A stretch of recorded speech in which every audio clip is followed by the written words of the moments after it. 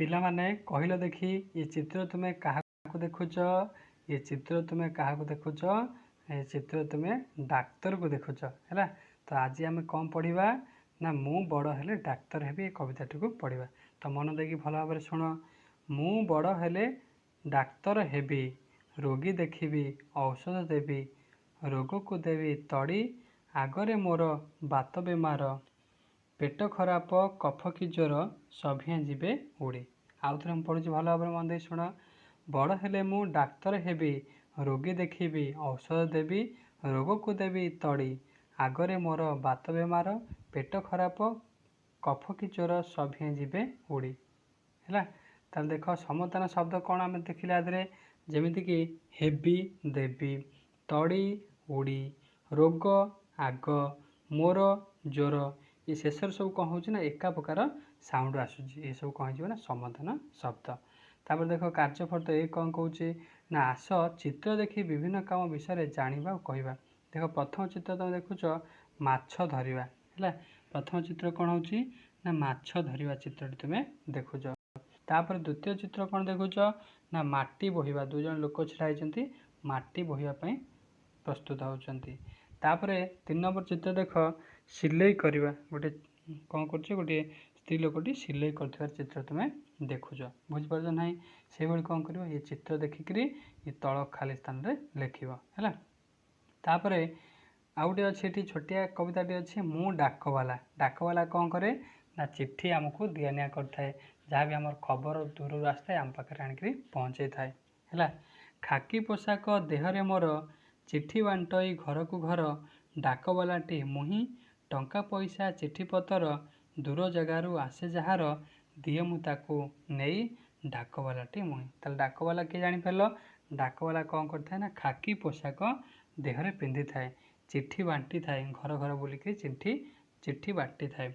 ଟଙ୍କା ପଇସା ଚିଠିପତ୍ର ଦୂର ଜାଗାରୁ ଆସେ ଯାହାର, ଦିଏ ମୁଁ ତାକୁ ନେଇ, ଡାକବାଲାଟି ମୁହିଁ। ଦୂର ଜାଗାରୁ ଯାହାର ଟଙ୍କା ପଇସା ଆସିଥିବ, ଚିଠି ଆସିଥିବ, ଡାକବାଲା ନେଇକି ଘରେ ଘରେ ବୁଲିକିରି ଦେଇଥାଏ। ବୁଝିପାରିଲ ନାହିଁ ପିଲାମାନେ?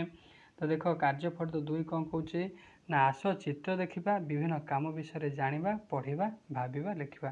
ବିଭିନ୍ନ କାମ ଏଠି ସବୁ ଦେଇଛି, ଯେମିତିକି ପ୍ରଥମ କାମକୁ ଦେଖ ଗୋଟିଏ ଲୋକଟି କ'ଣ କରୁଛି, ଗୋଟେ ବେଲଚା ଧରିକି ମାଟି ଖୋଳିବ ବୋଲି ଛିଡ଼ା ହେଇଛି ହେଲା। ତାପରେ ଦ୍ୱିତୀୟ ଚିତ୍ରଟି ଦେଖ ଗୋଟେ ଲୋକଟି କ'ଣ କରୁଛି ନା ତେଲ ପକାଉଛି, ବୋଧେ ସେଠି ଆମଲେଟ୍ କରିବ ବୋଲି ସେଠି କ'ଣ କରୁଛି ତେଲ ପକାଉଛି ହେଲା। ପ୍ରଥମ ଚିତ୍ରଟି କ'ଣ ହେଉଛି ନା ବଗିଚା କାମ କରିବା ପାଇଁ ସେ ବେଲଚାଟି ଧରିଛି।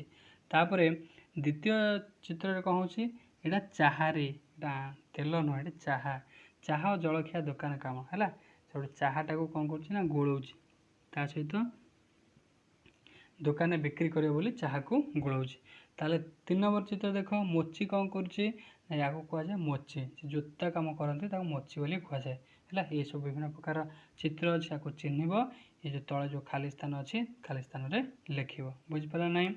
ତାପରେ କାର୍ଯ୍ୟଫଳ 3 କ'ଣ କହୁଛି ଦେଖ ଆସ ଚିତ୍ର ଦେଖି ଆମକୁ ସାହାଯ୍ୟ କରୁଥିବା ଲୋକଙ୍କୁ ଜାଣିବା ଓ ସେମାନଙ୍କର ନାମ ପଢ଼ିବା। ଯେମିତି ଦେଖ ପ୍ରଥମେ ହେଲା ଡାକବାଲା, ନିଆଁ ଲିଭାଳି, ତାପରେ ଟ୍ରାଫିକ୍ ପୋଲିସ, ତାପରେ ଅଛି ଝାଡ଼ୁଦାର, କ୍ଷୀରବାଲା, ବହି ଦୋକାନୀ, ଏସବୁ ତୁମକୁ କ'ଣ କ'ଣ ସାହାଯ୍ୟ କରନ୍ତି ଘରେ ଭଲ ଭାବରେ ପଚାରିକି ତୁମେ ଏ ଖାଲି ସ୍ଥାନରେ ଲେଖିବ, ବୁଝିପାରିଲ ନାହିଁ? ଯେମିତିକି ତାଜା କ୍ଷୀର ଆଣିଦିଏ କିଏ? କ୍ଷୀରବାଲା। ମୁଁ ନିଆଁ ଲିଭାଇବାକୁ ଦମକଳରେ ଆସେ, କିଏ?